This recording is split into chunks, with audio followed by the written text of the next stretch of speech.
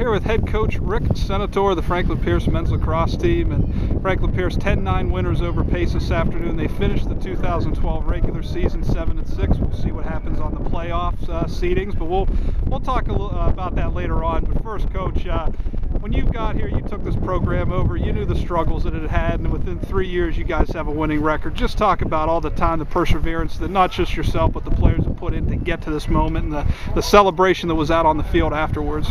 Well, this is the kind of stuff you would hope could happen.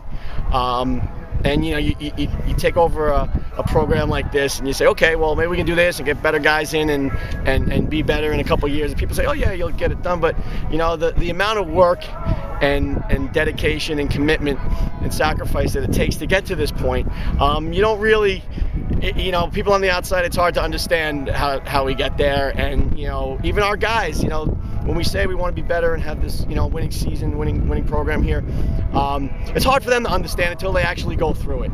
And our guys did everything they were supposed to do, made tremendous sacrifices and worked very hard, and unbelievable result here today. So, just talk about the game. This was a crazy game in terms of, if you look at the stats, you guys really dominated, but Pace hung around. They scored some goals. They wouldn't go away. You guys jumped out to a nice start in the third quarter. Just couldn't get any goals. They got a couple. They tied it, but every time you get a goal, they answer. Yeah. You finally made it 10-9, and then you guys made some big saves late to win it, just down to the wire game. Just how crazy of a game was it? Well, also they have a pretty good goalie, and he did a lot to keep them in the game.